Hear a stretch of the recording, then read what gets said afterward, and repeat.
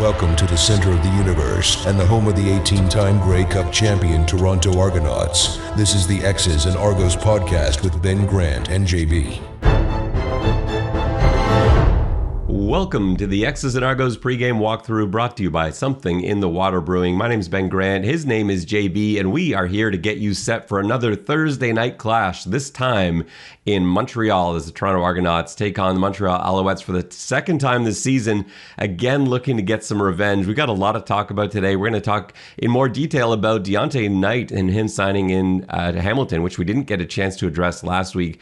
We're going to talk about McLeod Bethel-Thompson being fined for speaking out against short rest times and how that may have actually had an impact on Toronto as well.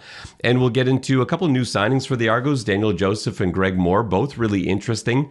We'll get to pick six and this week's question, plus a game preview, the injury report, OCDC, one thing, predictions, put me down for 20, and our CFL picks. All that and more is coming up on this episode of the X's and Argos podcast. JB, going down to watch practice at Lamport Stadium is one of my favorite things to do in the summer.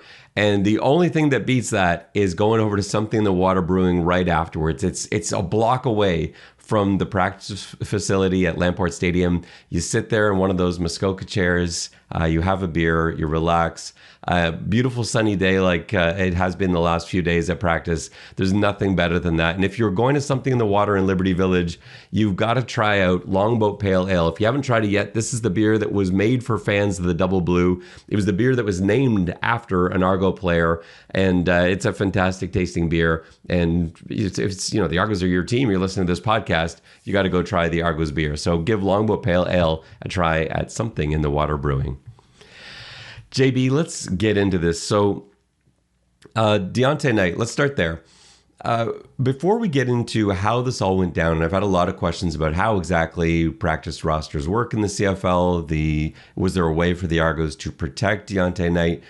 Do you want to talk a little bit about why we don't, I guess, more frequently see issues like this where teams sign players off other teams' practice rosters? Yeah, it's kind of an unspoken, I think, truth among teams in both the CFL and the NFL to not raid each other's practice squads, because it can become kind of untenable where you're constantly having your practice squad raided by another team, and you're not able to use the practice squad for what it's for, which is essentially an extended roster.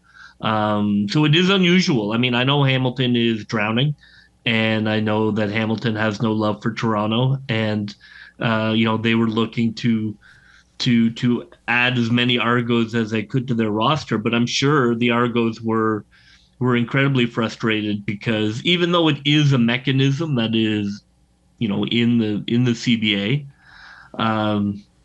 in practice, it makes it hard to run a team if you're constantly worried about the players on your practice squad being poached, which is why you don't see it very often, because very few general managers want to get into a poaching war.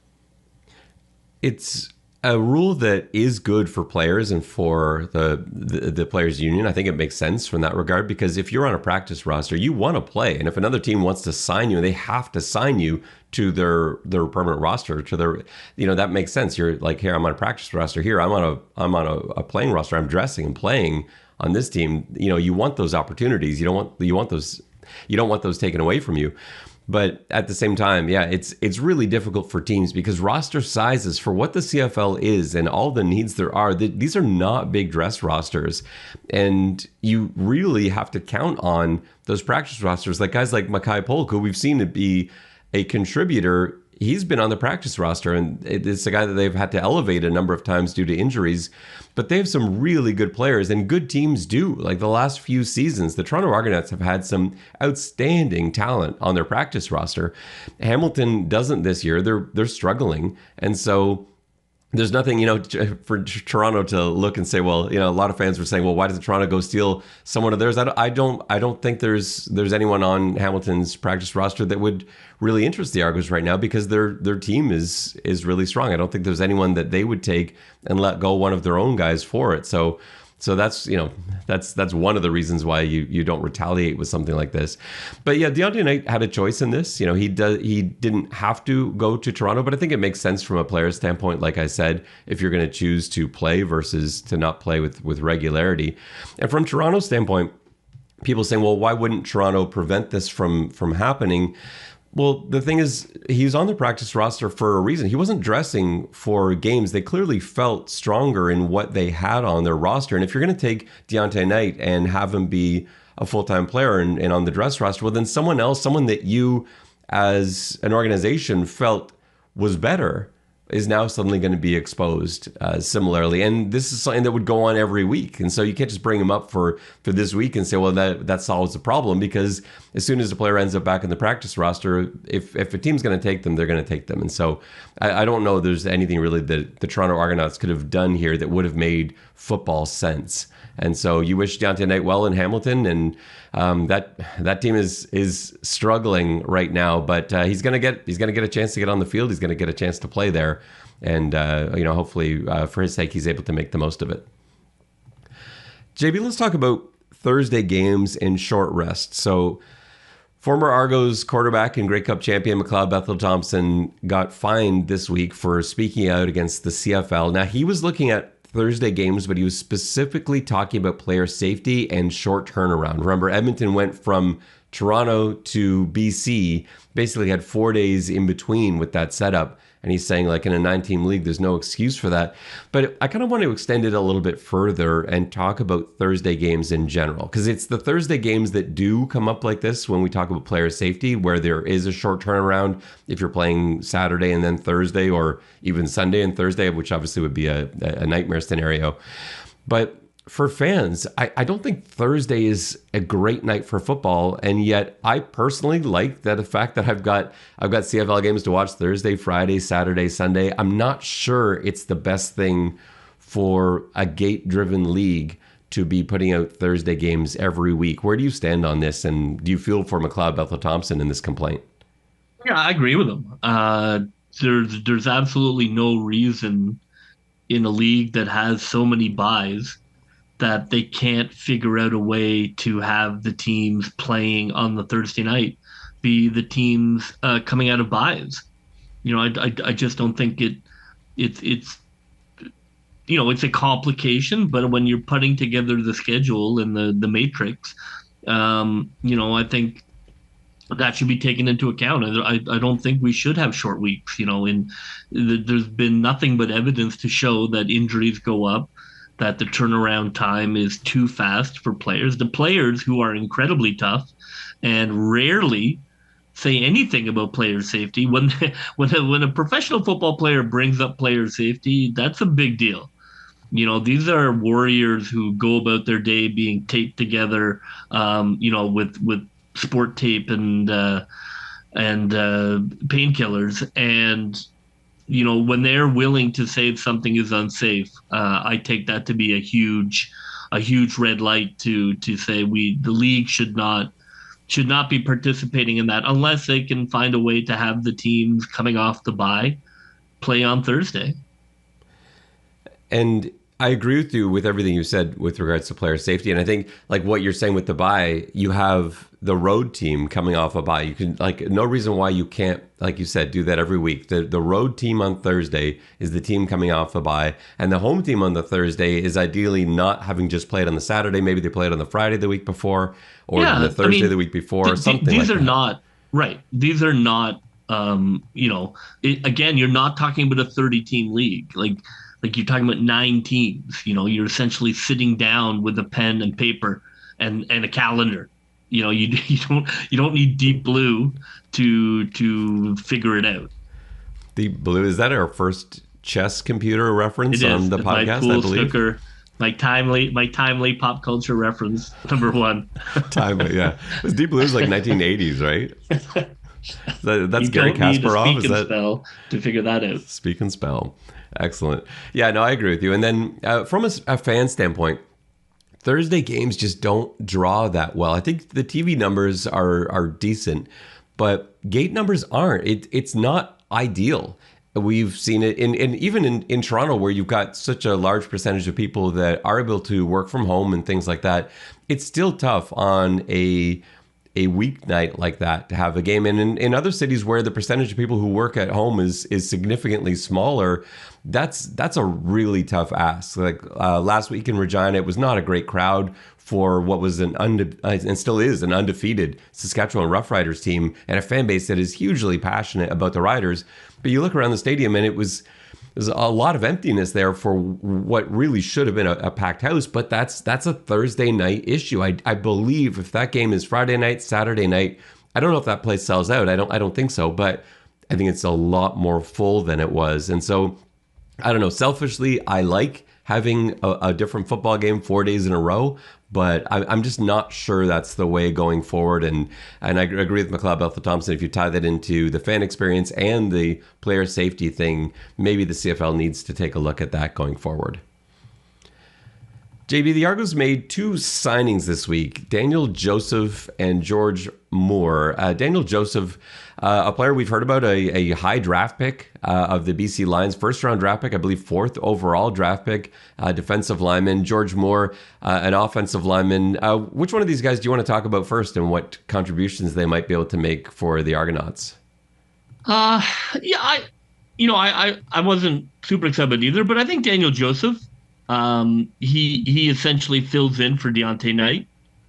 He's a little bit smaller than Knight was, so he's probably built a little bit more like Serezna, and he could play some inside, but is played outside end in college, and has pretty impressive ability to bend, and he was able to rack up sacks in for Penn State, and for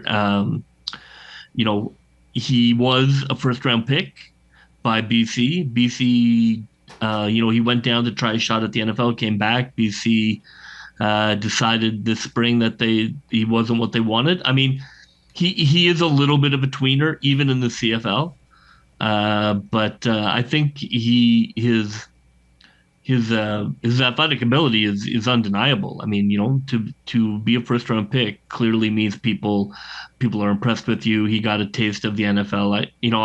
I think it's worth putting him into the rotation for sure. It's just a question of, is he fast enough to play end, and can he hold up if they move him inside at what we registered at 260, I believe. Yeah, I think 6'2", 261. Yeah, right, like that. Maybe not on a three-man line. No, but he's interesting because I think the Serezna comparison is interesting because the Argos have shown that they're willing to play around with their defensive line. They've done that the last couple of years too, where we've seen sometimes defensive linemen come off the ball and set up almost as a linebacker. We've seen so many twists and stunt packages where you have guys that are versatile like this who aren't necessarily either end or tackle and can play both spots. I don't know. I think it's intriguing. And again, like you're saying, he's replacing Deontay Knight. It was really bad luck for the Argos that the week that Knight goes and the week after Benoit Marion goes, that they end up with defensive line injuries. You have not only Jake Serezna who goes down with an injury, but then you also had Parrish get banged up, and was it Holly or Williams? I think it was Holly that got banged up as well. They both came back and were able to finish the game, but just looking through that game, you're seeing all these guys fall, and you're like, what a week to not have Deontay Knight. But yeah, I think Joseph sort of replaces him on the roster. Different players, like you're saying, but I think not a player that will have trouble fitting into what Toronto's sort of versatile defensive line can look like. So I think that's a nice pickup. And he was exactly that in the XFL too, where they moved him all over the place. He wasn't specifically an end or tackle. He just kind of went everywhere along the line. And not all teams are up for that. Maybe the Lions weren't looking for someone like that. The Argos have shown that they can work with a defensive lineman like that, of sort of that in between size. And George Moore on the offensive line, He's an intriguing player as well, and I think they're definitely worth kicking the tires at him. 6'6", 325. He was a left tackle for Oregon and ended up with a look in the NFL with the Packers and the Cowboys. Ended up playing for the Arlington Renegades in the XFL, and he was the starting left tackle there. Won the XFL championship in 2023. And so to bring in a guy like that, they don't have the prototypical NFL tackle size with their guys. Typically, you look at Cage and Allen, and those guys aren't the same as the way George Moore looks. And so I think what you have to see with Moore is you've got the really interesting size, but does he have the speed? Because we've seen them bring in guys before who look great out on the practice field until you see some of those one-on-one drills and you realize that with that yard off the ball and the new angles, it's just too tough for them and they don't have the quickness to stay with it. So that's what I'll be watching for in practice before I'm really comfortable with the idea of more stepping in right away. I think they've got a bit of flexibility there because they're not desperate for tackle now with Landon Rice being signed a couple weeks ago, so they have a bit of flexibility. But I love the idea of bringing a guy like this in who has seen success as a left tackle and has played against really good competition. Bring him in and see if he can play in the CFL game as well. I do like, obviously, Joseph was drafted, so he was well known. But I do like that, they're still looking for guys a little off the beaten path, not guys who have sort of been added and released by 3 different CFL teams. But I'm fascinated by Moore, having not, really, he's an untouched commodity. And the Argos staff have shown they're great at finding these diamonds in the rough, guys that haven't necessarily had that CFL run yet. So I think you always give the Argos the benefit of the doubt in the scouting staff and see what, because again, it's not, these guys aren't coming out of nowhere. The guy that signs here, they've had their eye on for a while. It's not like they saw him yesterday and they're like, oh, who's this guy? Let's bring him in. Any of these guys they've been looking at, they've got reports on. This goes back a ways. And so I think you give the Argos staff the benefit of the doubt and say, yeah, there's something there in both Joseph and Moore. Let's see if they can turn into something. And there's not a desperation to throw them in right away without even knowing your system the way Hamilton was forced to this week a little bit with Knight. They don't have that. I don't expect to see these guys on the field anytime soon. They have the luxury of bringing them in and easing them into the system. Let's get to Pick 6, brought to you by Something in the Water Brewing. Pick 6 is your chance to ask us a question, and if we answer it on the pod, then you win a 6-pack of delicious beer from Something in the Water Brewing. Our winner this week is Spencer, who's at Third and Roll. Love following this account and answering questions from these guys. They're great, and they are our winners this week with a really good question. Spencer asks, what's the difference between a zone read and an RPO? And I know there's a lot of confusion about this. I've had similar questions in the past that I've answered on Twitter before, and I wanted to go into a bit more detail here. So when you hear the term zone read, this is specifically going to be a running play. And it is a read, but the quarterback is just reading as to whether or not they're going to hand off the ball to the running back or keep it themselves and they will run instead, a quarterback run.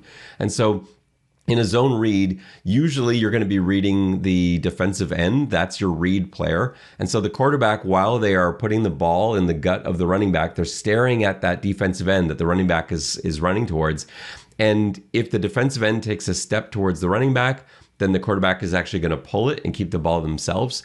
If the defensive end holds their ground and is staring at the quarterback, then the quarterback's going to hand that ball off. The running back's going to take it. It's just a way to get an advantage and to get one player out of the play.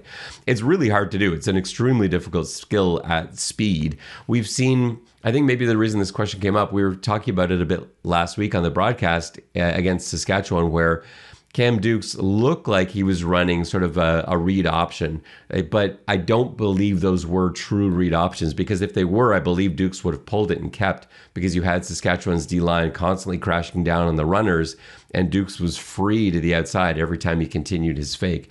And so I don't know if those were actually zone reads or just made to look like zone reads, but that is a zone read. Now, an RPO is a little bit different because the option is run or pass. That's RPO stands for run pass option. And so it is still a read, but now instead of reading a defensive end or a defensive lineman in general, usually with an RPO, you're reading a linebacker or sometimes a safety or halfback. And so now you're deciding, do I run this or do I pass this? And typically on a play like this, it's got to be made within a second before your line gets downfield, because your line is run blocking. The offensive line run blocks, and you can't throw that ball if they're 3 or 4 yards downfield. It's got to be immediate. And so you're reading one player, usually a linebacker, and if as you go to hand that ball off, if the linebacker comes downhill and is looking to make a play on the run game, then you pull it and you execute a quick pass into the space that was vacated by that linebacker. So usually you've got a quick glance route coming from the slot, and it's either I'm going to hand this ball off to my running back, or I'm going to throw an immediate pass to my slot receiver who's going to occupy the space that was vacated by that linebacker. So it is still a read, but your read now is, do I hand it off or do I pass? You could, in theory, run it yourself on an RPO too, but it doesn't make a lot of sense because the pass part of it has to be right away. You can't let your line get downfield. There are a few other, there are midline options, which I hate, but there are other reads and things like that. But that's the basics of it. Zone read means it's going to be a run. RPO means it's a run or a pass, and that is your read. So for our friends at the Third and Roll, you've got a 6-pack of beer waiting for you at Something in the Water Brewing, so make sure you get down there and collect that. Maybe before the next home game, maybe you want to go on a nice sunny day, watch some practice, and drop by Something in the Water afterwards. Look for our Pick 6 on Twitter for this coming week and your chance to win a 6-pack of beer from Something in the Water. Let's get to the game preview, JB. This is a very big game for the Toronto Argonauts. It's always a big game for the Alouettes. They've got a streak. They want to keep going, but there's no desperation on their end. They've got a bit of space. They're undefeated. They're running away right now with the East Division, a couple of games up on everybody. This game is a real test for Toronto. Coach Dinwiddie has done well in terms of playing a team a second time, especially when the games are in close proximity to each other. But I know this is not a must-win game, but it feels like that kind of language starts creeping in when you're looking at the Argos' record, having lost 2 in a row. They're now 2-2, looking to go into Montreal. It's going to be a really tough game for the Argos, but I feel like it's a game there's a lot of pressure on them to win. Yeah. Well, I mean, you're talking about a potentially 3-game losing streak. That it's not the end of the world, but losing streaks have a way of affecting teams, affecting locker rooms, affecting moods and dynamics, and sometimes things can put pressure on parts that come apart that wouldn't have without the losing streak. So I think you are concerned anytime you're potentially entering a losing streak. I think you want to win that game. You don't want to go down that road. You don't want to get into some of the darkness that comes with not being able to get a win. I would say for the Argos that probably BC Place is the toughest place for them to play, because we know how they've struggled there in years past, even when the team's been good, even in their Grey Cup year where they struggled traveling there. And it's that flight across the country and everything else. I think a close second for me has to be Montreal. I don't know what it is about that place. I always feel like when the Argos go into Montreal, it's not always that. I know they've had some wins and they did well there last year, but even then they were blowing everyone out and they barely squeaked by Montreal in Montreal. What is it about that stadium that makes it such a tough place to play? Because it doesn't have I don't feel like it's got it is a loud and rocking place, but even when it's not, it's not necessarily Mosaic or Princess Auto Stadium. I don't think it's that kind of noise level, and yet it's been very tough over the years for the Argos to go in there and play their best football. Yeah, I think it probably just has to do with how small it is. That it is able to achieve a sense of enclosure and fan support without needing 60,000 people. So I do think I think they were the model for BMO. Certainly, I'm sure the Argos looked on jealously as they played in the Sky Dome to to echoing caverns.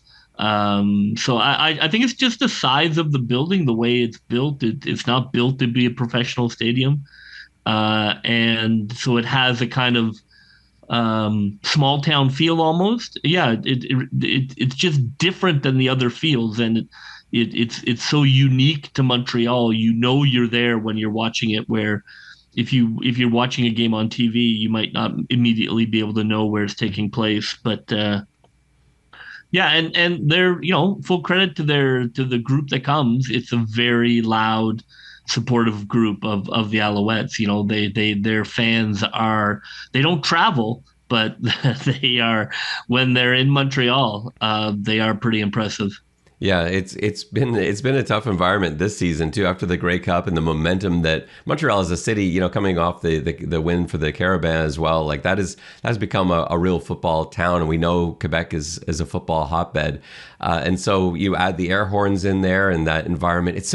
I love Percival Molson Stadium. It's like, in terms of like infrastructure, it's the worst stadium in the league in terms of washrooms, seats, those bench seating. Your benches are broken half the time. It's in no way designed to host a professional team. And you still got to walk up to the press box, which kills me in the physical condition I'm in. But yeah, in those senses, it's the worst. But you look around that place and it is stunning. You're kind of nestled into the mountainside there. You're looking at the downtown on one side, and the other side, you're looking up the mountain, just those old stone buildings and everything else that you can see. It looks like it's out of a fairy tale in some ways too. So it's got the best and worst of both there. But whatever it is, that place has become a really tough place to play. And the Argos, even when they're at their best last season, were lucky to squeak out with wins. And a little DeMonte Coxey magic over the last 2 years has gone a long way to getting wins for Toronto and Montreal. Maybe that's something that he can inject into the Argos this coming week. Let's get into our injury report for the Argos and see what's going on there for them. So this is, and I want to spend just a second here before we get into the injury report. I know there was some confusion. I certainly saw some on social media about guys that were returning to practice and fans thinking that they were available this week. So the CFL's rules have changed regarding when players returning from the 6-game injured list can return to practice. It used to be that they could only return a week early, but now they're allowed to return 4 weeks. It's 2 weeks early. So players that started the season, because Toronto has played 4 games now, players that started the season on the 6-game injured list were eligible this week to start practicing. And so that's why you're seeing guys like Tunde Adeleke, like Dave Ungerer, on the Dylan Giffen as well on the practice list. But that does not mean that they're eligible to return this week. Now, as with anybody on the 6-game injury list, you can suddenly pull them out and have them return. So if they felt like, hey, we really need Adeleke, he's ready to go, they could activate him. But there's a couple of reasons why you don't typically do that. First of all, just because you're listed as full on the injury report doesn't mean you're at full health. It means you participated in every drill. You were able to participate in everything. You're not being held out of stuff, but it doesn't necessarily mean you're in football shape and ready to get back out there.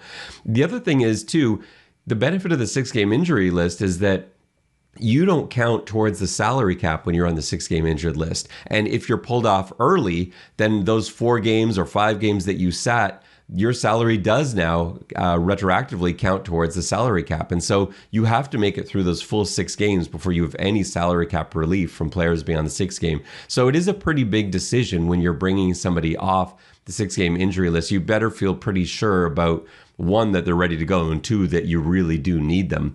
And I don't know that we're going to see any of the players activated anytime soon. I would expect guys like Adeleke and Giffen, Ungerer, Mittal. I think all of those guys you're going to see at least go through their full 6. I don't know. I don't have any inside information on that. I will have to wait and see. For all I know, they're going to end up all activated on this week's dress roster, but it's highly, highly unlikely. I think they're just out there getting their work back in, getting it back up to game speed and game shape. But it's a good sign, certainly, that they're able to, in the case of Adeleke and Dave Ungerer, go full both Sunday and Monday, first 2 practices of the week, Dylan Giffen went full Sunday and then was limited Monday. That's more typical of what you see, where you're waiting to see, well, how did they respond from an injury? And with Giffen being a groin injury, you want to say, okay, he's able to do everything. Let's see how he feels the next day. Let's just take it easy. We got a couple weeks to work on this, and let's see how it responds. But certainly, I think it's promising for Adeleke with that knee injury to see full. That's a positive sign. Dave Ungerer coming back from the hamstring, full. Those are good things too. For the rest of the guys, the concern this week, Jake Serezna did not practice. I think it's unlikely at this stage that he's going to go. And if I'm the Argos, I sit him. He's such an important piece on that D-line. You're waiting for Flo Remilade to come off that 6-game injury list. He's got a couple more weeks still. It's a long season. I hate the old line, the season doesn't start till Labor Day, because it's just not true. But it is a long season, and you need Serezna and Remilade healthy down the stretch. I don't think you risk putting, as big as this game feels, I don't think you risk putting Serezna out there if he's not feeling close to 100%. I just think it's far smarter as a decision to wait on that, especially with a shoulder. John Haggerty, punter, did not practice. He had that right ankle injury.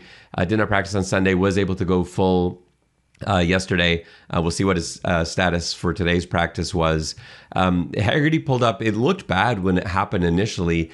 It was obviously it was on a punting play where he was out there, but he immediately grabbed for his ankle. And when I saw the footage of that, I didn't actually see it live. I saw it on a replay, and I was like, oh my goodness! It looked terrible. Looked like an Achilles or something like that. That's the way that he reached down. But the fact that he was able to stay in that game told me, okay, that's probably a twisted ankle or something instead, which, that's never great for a punter, but way better than a serious issue like an Achilles like that. So to have him be able to go full, that makes me confident that he'll be out there for the Argos this week. And he is punting the ball right out of its skin. So that's huge. Tommy Neild has not practiced yet this week with a hand injury, and so you wonder if Makai Polk might get activated once again. At least he's got some game experience, and I kind of felt like the Argos missed him a little bit last week too, so finding ways to get him into the lineup is never a bad thing. And that basically wraps up the injury report. Montreal on the other side, we're going to have to wait and see. They got pretty banged up in that Calgary game. I think there are going to be some question marks for them heading into this one. We'll have to wait and see what their dress roster looks like. But we could be looking at an Argos defense that for the first time has a few holes in it, and Toronto can use all the help they can get in what's going to be a pretty tough matchup, JB.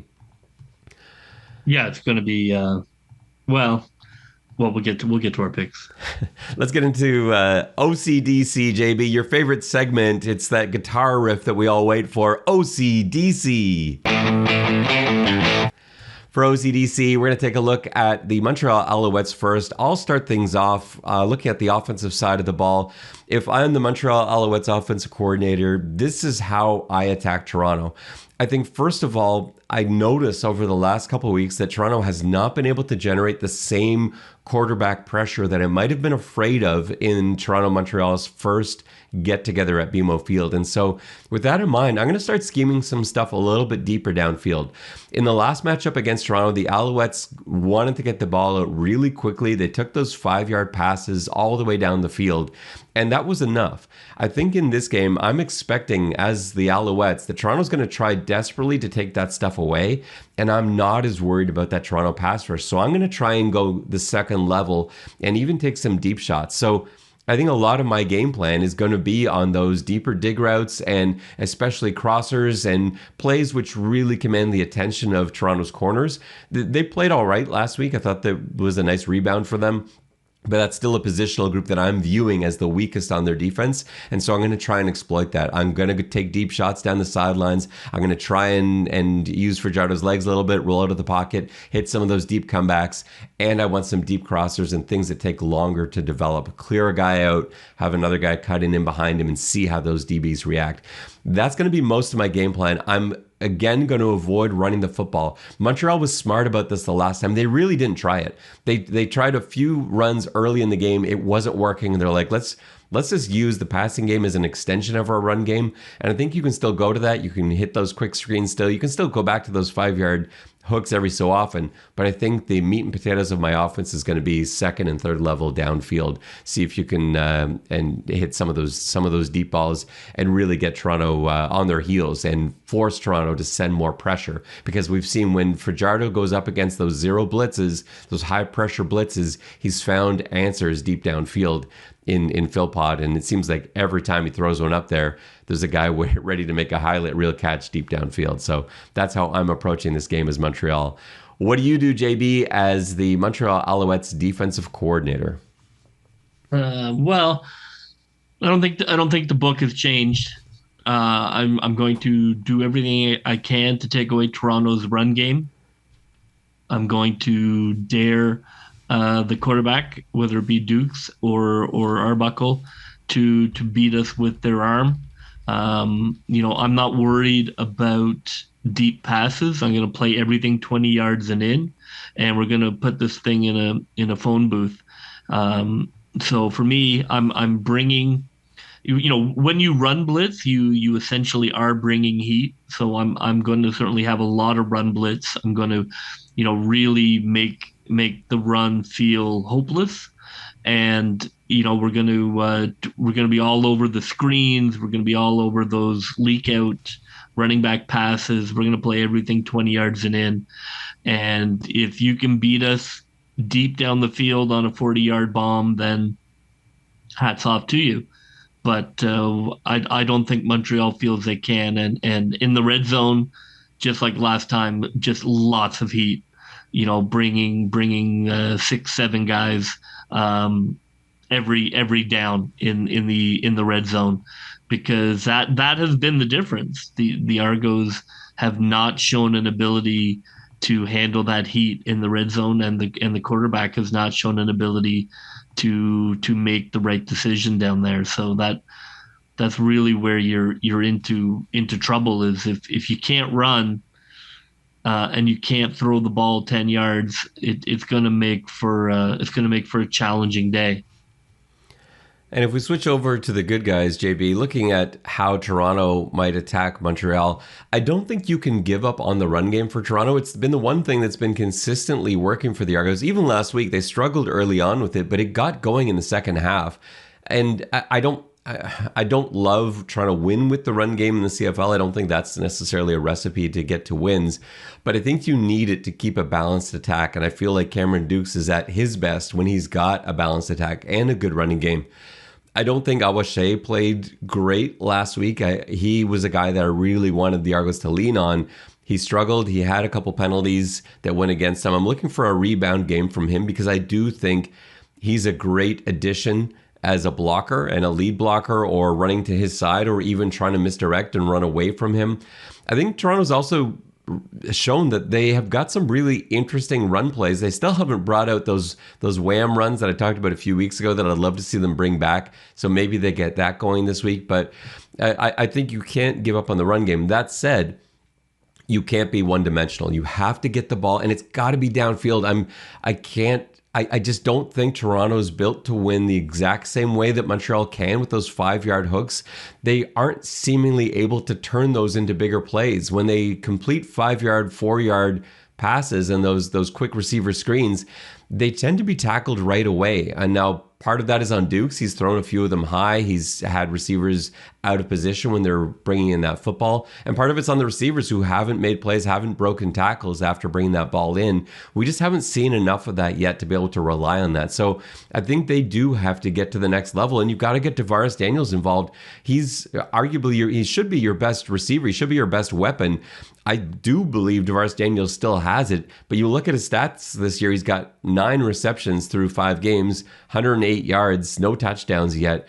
You've got to get that guy involved. And DeMonte Coxey is having a better statistical season than Daniels, but he's coming off a game in which he had a few drops. He's got something to make up for, and he always plays really well against the Alouettes. I think you got to find a way to get both of those boundary receivers involved, downfield, making plays. Let Coxey go up and make a play. Let Daniels use that size advantage that he's got over DBs. Let him make a play downfield too.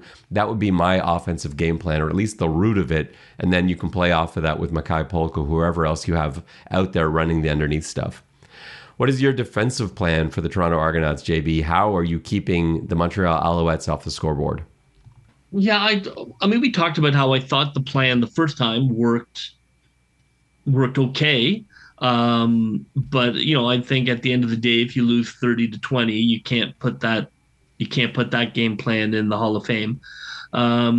So I might go for something different here, since I'm not the one who has to do it. I think that um, rather than take away Montreal's run game, I'm perfectly fine with Montreal's run game. I don't think it's very good. I think it's the only weakness they have. I am going to bring on an extra DB, and we're going to try our damnedest, playing two man, to try and take away the quick pass game. We're not going to rush. We're not going to blitz, on any regularity. It's going to put pressure on those linebackers, but I think our linebackers can handle it in terms of the run. And, does Montreal, will Montreal just run and run and run? I don't know. I don't know if they have the patience for that, but I'm allowing the run, and I'm going to bring on an extra DB, and we have got to play tight man coverage on the underneath, and we got to have two guys up high for the deep sideline pass. And we watched Montreal throw for whatever it is they threw against Calgary. I mean, it was a million yards. You've got to get that quarterback under control, and that's where my focus is going to be. The focus is on the pass game, and if they want to run against a light box, then that's okay by me. They looked like there was some vulnerability early in the game against Calgary. Calgary got up to a 2-touchdown lead in the first half, and I was thinking, like, is there maybe some issue now with the Montreal offense? And then they shut me up pretty quickly. Actually, both sides of the ball did. Calgary was only able to score 3 points in the second half and threw for 108 total yards, or 106 total yards, or something like that. Their defense is for real. It's really good. Beverett and Sankey. I mean, their defense is championship level. Yeah, there's no coming back to the median with that defense. I mean, that definitely is a problem for Toronto. Yeah, Tyrese Beverett he might be, to this point in the season, the best defensive player in the CFL. He's looked outstanding. I think Milligan in Saskatchewan and Sales in Saskatchewan, those guys have looked great as well. We saw that firsthand last week. But yeah, Beverett is sensational. Sankey is a difference maker. Those two guys combined out there are a problem. And like Calgary in that second half, when those guys really tuned in, there was nothing they could do. Jake Mayer was averaging 3.8 yards an attempt last week, which is you want to be more than double that typically, but they just could not. They had no way of moving the football in the second half. It was just 2 and out, 2 and out, 2 and out, 2 and out, and you just don't see that very often in the CFL. And so, yeah, that defense, they can just choke you to death when they get a lead or if they're in a close game. So, yeah, the Argos have to find a way to move the ball. Don't let Montreal keep you on one side of the field. And we saw a little bit of that when these two teams played last time, where Toronto just couldn't get out of their own end. Something I wouldn't mind seeing as well, and I probably should have put this down in my I guess we're still in OCDC, so I can maybe add it in here, but I wouldn't mind seeing some more tempo. We saw some success with that both against Montreal and Saskatchewan. I like that. The no huddle worked well. Yeah, both of the last 2 weeks, I thought when Duke started running no huddle, they actually got some momentum. They were moving the football.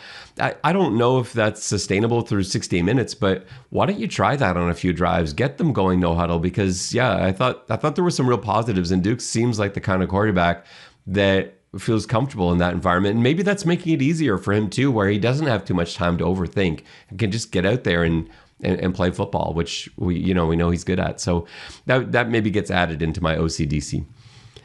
Okay, one thing, JB, what is your one thing this week? Since our one things don't seem to matter, because when they do come true, it's not good. When they don't come true, it's not good. What is your what's your one thing? My one thing is I would like to see Montreal run for over 125 yards. And you think that's a key to a Toronto win? I do.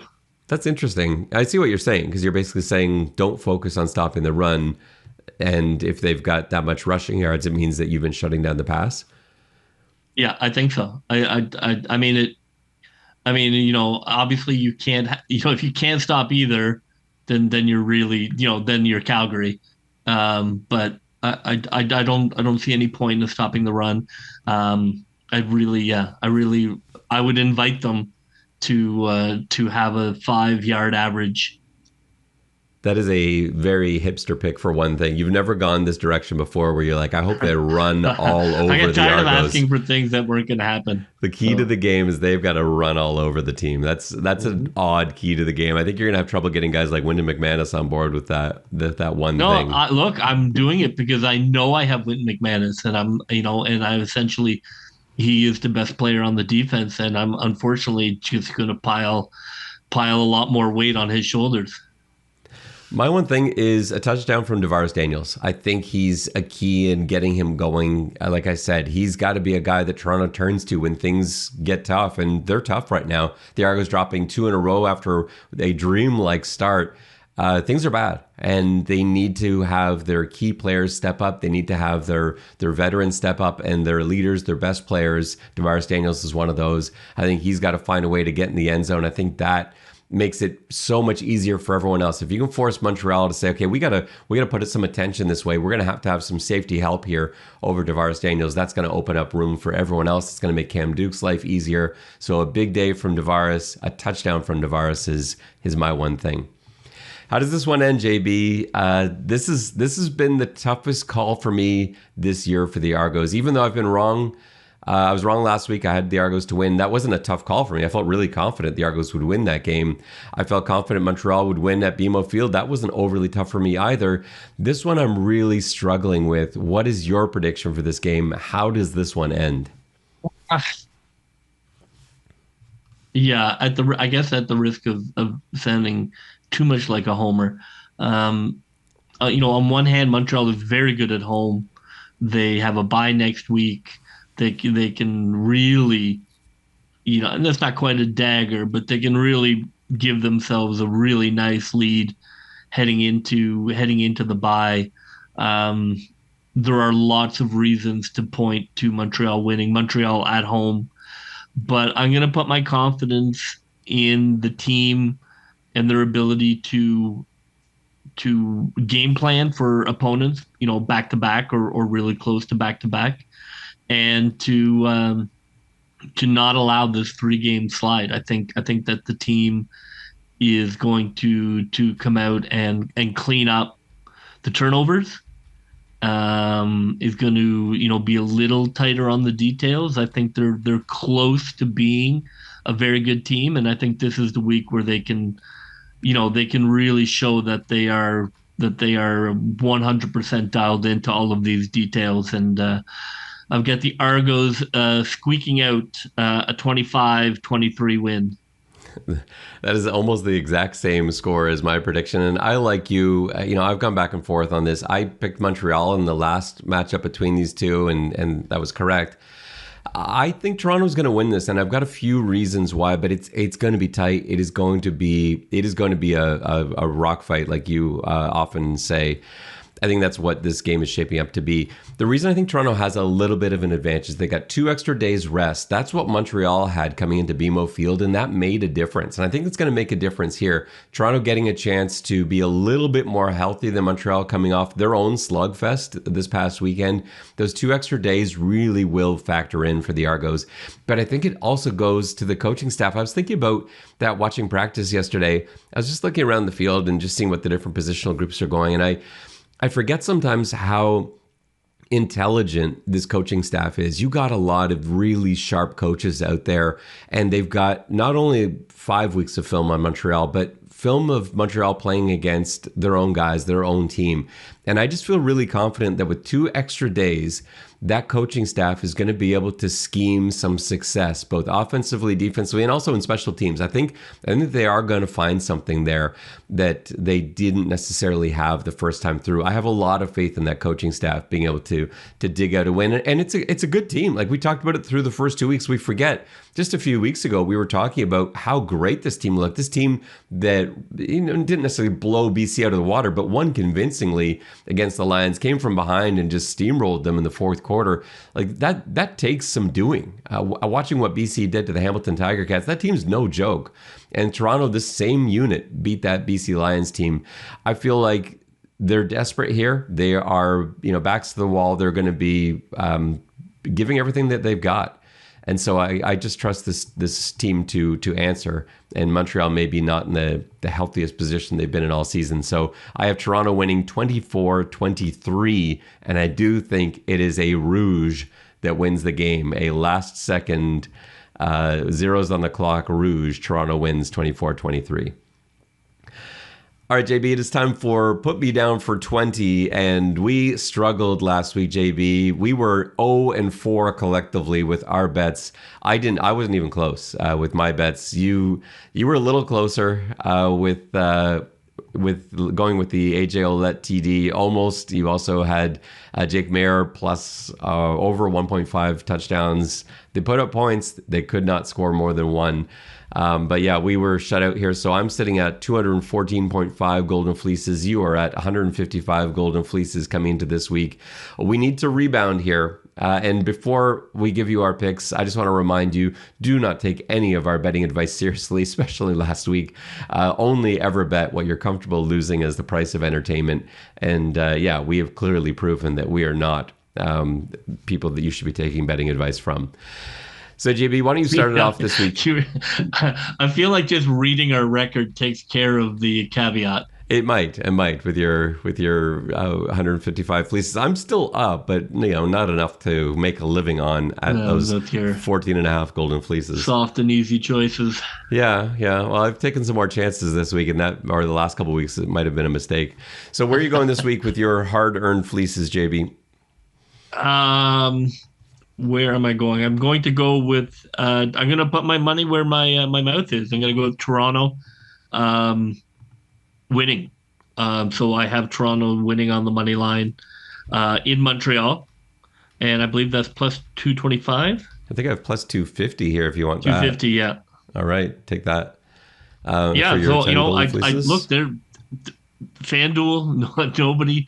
Those are pretty long odds. That is, I think that's a pretty significant underdog position to take on the Argonauts, in my opinion. Yeah, I don't mind that play. And how are you throwing away your other 10 golden fleeces? My other 10, I'm going to go. I like BC as I keep betting against Saskatchewan, even though they were my preseason pick to win it all. Their turnover ratio is preposterous, and at some point has to come back to ground. And offensively, their stats are fine, but not undefeated fine. So I'm going to take BC to beat Saskatchewan, and I have BC with the covering 6.5, and the over at 52.5. At plus 240. Yeah, I can see that. I could see that being a blowout too. Like it's unfortunate that BC got the week's worth of Shea Patterson film and that Toronto didn't, because you see, certainly looking at that film, like you can scheme to shut down that Rider team, but Toronto went into the Riders off a bye. That was a pretty tough combo for them. I think the Lions are a better team. Yeah, Toronto turned the ball over 5 times and still had a chance to win that game at the end. Yeah, it was absurd. They should have lost that game by 30. Yeah, it was 5-0 turnover differential. That's still like, I'm sure that plane ride back from Regina everyone must have just felt ill. Saskatchewan has had a lot of ball luck, and they are a good team. I just don't think they're a great team, especially without Trevor Harris. That's the thing. Like with Trevor Harris, I think it is a really strong team, and they're only going to get stronger as they gel. But without Trevor Harris, I think BC is going to run all over them too. I didn't put that as one of my bets though. With my golden fleeces, I'm going to put 10 on DeMonte Coxie getting a touchdown. There's something about Montreal that brings it the best so often in DeMonte Coxie, and especially in Montreal. He's played some great games there. He's had highlight reel catches there, and at plus 220, I just like those odds. So DeMonte Coxie anytime touchdown for plus 220. And my other 10 golden fleeces, I don't love this pick, but I like the juice on it. Calgary money line at plus 180. They're in Winnipeg. Calgary looked terrible last week, but Winnipeg, I think now with another week of of film on the Bombers. They haven't been overly strong. We'll see how they line up against the Stampeders this week. But I think Calgary was embarrassed by last week's performance. That's a good coaching staff. They've got some elements of a good team. And I think if they can just find a way to pull that together, I think Jake Maier is probably embarrassed about his performance last week. He wants to rebound too. And I don't think the Bombers are, well, clearly by the record, they're not the same Winnipeg Blue Bombers. So I like the odds on that. I think that's going to be a really tight game. But at plus 180, I like Calgary on the money line. And to our picks, JB, man, I struggled big time last week. Did I get the Toronto pick right? No. The Ottawa pick right? No. The Hamilton pick right? Oh, God, no. The only one I had was Montreal, so I was 1-3 last week. You did a little better than that. I think you were 3-1 on the week. The only one you got wrong was Toronto. And so with that said, oh no, yeah, that's right. Yeah, so with that said, you are now 10-10. You have evened up your record at 10-10. All right, we're rounding in the form mid-season. I'm 15-5 for the picks. I can see you on the horizon, and we're only going to get closer in your rear view. So Toronto at Montreal, I am going to stick with the Argos, as was my prediction. JB, are you hedging again, as you now do this season? What's going on here? I didn't even have to ask this question in previous years. Look, the smart play, of course, is to hedge that. But I will not. I will go all in. I should be watching it with my dad, who is a huge Owls fan, so I can't possibly have some cheering for the Owls on the side. So I will take Toronto there. All right. And I have Toronto as well. Calgary at Winnipeg. I'm going to take the Stampeders, although I don't feel at all comfortable about that pick, but I'm going with it. What's your choice on that one?